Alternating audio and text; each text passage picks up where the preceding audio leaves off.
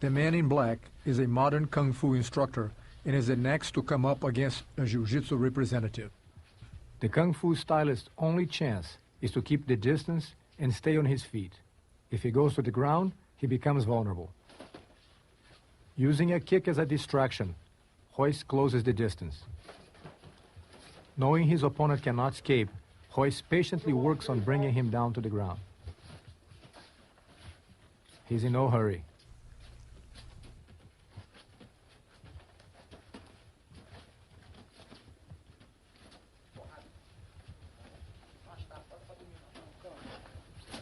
A Jiu-Jitsu fighter becomes so confident in his ability to handle any aspect of a fight that he's able to maintain a calm and rational attitude. Royce has the opportunity to seriously hurt his opponent, but instead he only slaps him, a humane way to demonstrate the superiority of our unique system. He toys with him like a cat with a mouse.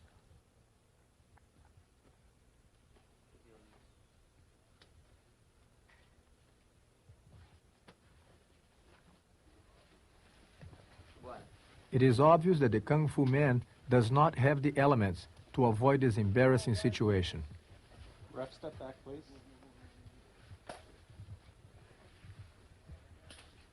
Nobody would endure this many slaps if there was any possibility of escape.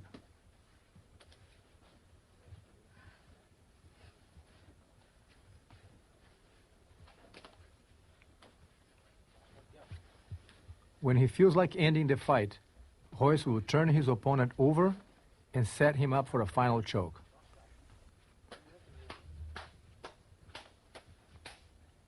Leverage, simplicity, and technique are the foundations for the effectiveness that have kept the Gracie Academy representatives undefeated for over 65 years against other styles of martial arts. This Kung Fu instructor requests a second match, thinking he can do better the second time around. Of course, if they were in a street fight and Royce had been intent on hurting him, he would not have that opportunity. Many martial arts experts do not practice or teach their students how to defend themselves under realistic conditions because they just don't know how. They ignore the fact that 95% of all real fights go into a clinch and end up on the ground, especially if your opponent is bigger and stronger than you. Remember, on the street, it is more difficult than you realize to use those fancy kicks and supposedly deadly punches. Back yourself up with the best ground fighting techniques in the world and make yourself a truly complete martial artist. Once again, the inevitable. If this kind of finishing is becoming disturbingly repetitive, these victories are not a matter of coincidence or luck. They are the result of calculated strategy and efficient training. For the practitioners of the striking arts, not knowing how to escape from a clinch and what to do on the ground is more than a weakness. It's fatal. Royce has established his position on his opponent's back and can now choose where, when, and how hard to hit. It is important to notice that even here, Royce is using far less than full power in delivering his blows. When looking for a self-defense system, beware of the many styles that only teach one aspect of fighting. It can give you a false sense of security. If you're not learning how to defend yourself on the ground, how can you be truly prepared? At this point, the Kung Fu instructor knows he cannot escape. Having absorbed enough punishment, he will tap out. Get over, George. He wants you on your stomach. Yes. Okay, good. Too many strikes. This is a 6-time Russian judo champion who also has had years of boxing training. He wanted to test his effectiveness in a street-like confrontation against Jiu-Jitsu. Notice that even a judo stylist, a man familiar with basic ground grappling, is susceptible to the clinch and a takedown when trying to punch. Turning your back is the worst thing you can do in a fight against a Jiu-Jitsu expert. the slaps replace what could be much harder hits. With a quick choke, the fight is over. In spite of a 25-pound disadvantage, Rorion Gracie had no problem closing the distance against this Kempo karate instructor, who claimed to have developed a street lethal style. The Kempo instructor intended to test his system against Jiu-Jitsu and then write an article for a martial arts magazine about his experience.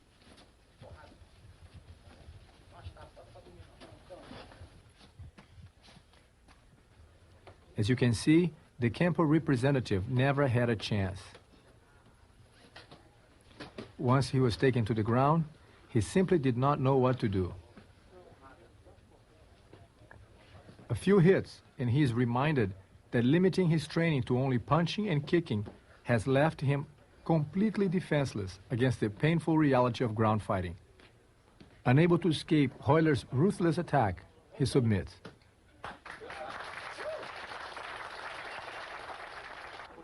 In the second match, the Kempo representative believes he can succeed if only he's a little faster or a little more aggressive. Rorion, as he has done 1,000 times, closes the distance, takes the fight to the ground, and latches onto his prey. Once the Gracie representative establishes his position on top, his opponent is convinced that further resistance will be futile and immediately surrenders.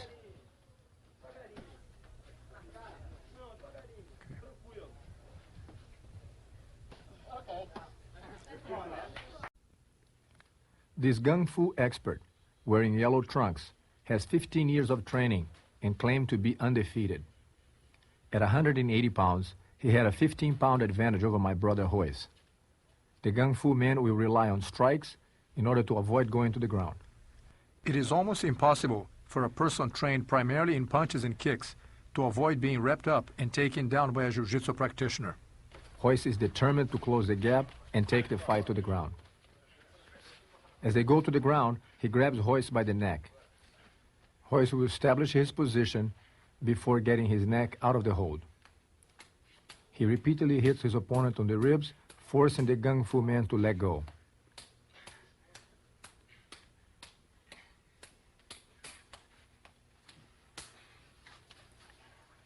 He maintains the top position.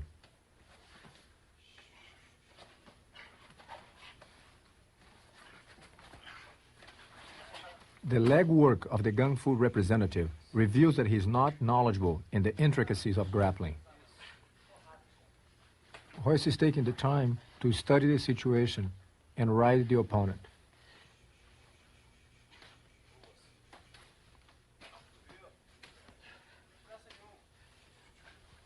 At this point, Rorion could easily apply a chokehold and finish the fight, but he elected not to. There are many variables when it comes to ground fighting.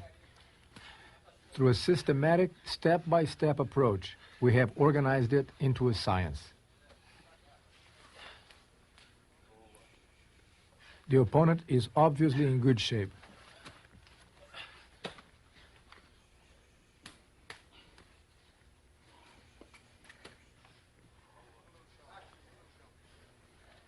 When Rorion applies this choke with the legs around the neck of the Gung Fu expert, he has absolute control. Instead of finishing the fight, he applies just enough pressure to prevent his opponent from getting away.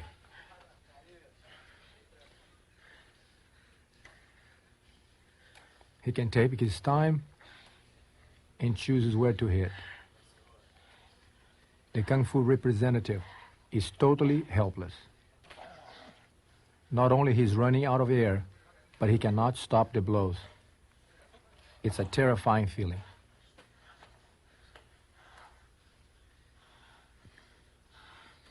Okay, stop.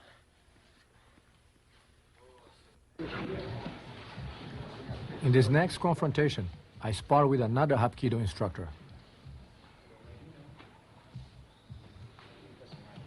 Since most martial arts focus primarily in punching and kicking, flexibility, power, and speed are absolute prerequisites for those arts. Observe that as soon as I go into a clinch, the Hapkido instructor is deprived of his main requirement, the distance to strike. All the years of training are useless now, as soon as the fight goes to the ground. Out of desperation, he even tries to reach for my groin.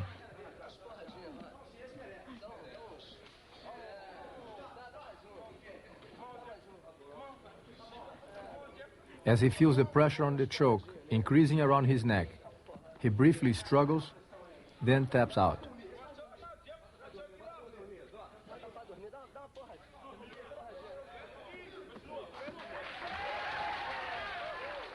He acted like he was going to continue the fight, but realized that from this position it would not be a good idea. He wants a rematch, and I immediately take him down. I establish the mounted position, which makes him extremely vulnerable. The main advantage of this position is that I can punch him, but he cannot punch me back. As he struggles in vain to push me out, he exposes his arm. I could get him on an arm lock, but instead I choose to choke him out for the second time. He tries to reach for the groin, but the pressure on the neck makes him quickly change his mind.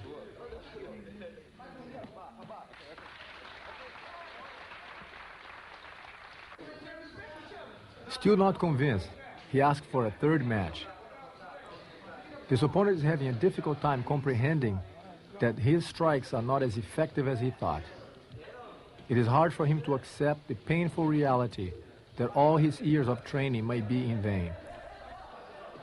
Perhaps he will never be able to understand what really happened, and what's worse, he might never consider incorporating Jiu-Jitsu into his training. Jiu-Jitsu is the only self-defense system that effectively addresses ground grappling, the most important yet most neglected aspect of any real fight. Now the Hapkido instructor will be choked out for the third and final time.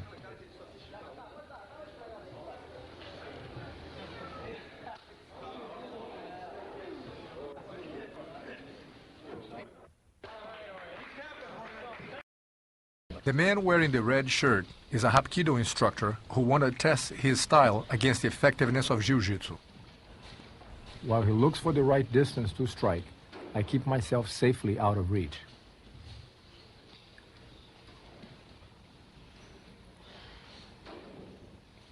In a surprise move, I will close the distance and take him down.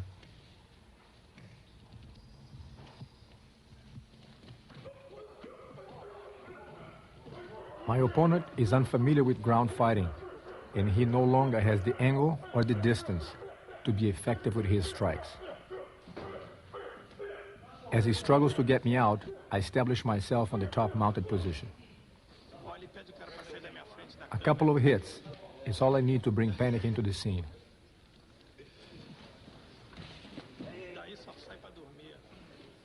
Jumping from the frying pan into the fire, the Hapkido instructor desperately turns around, unaware that a choke awaits him. If you're interested in martial arts, remember this. Out on the street, reality boils down to one thing. The fight will always end up on the ground.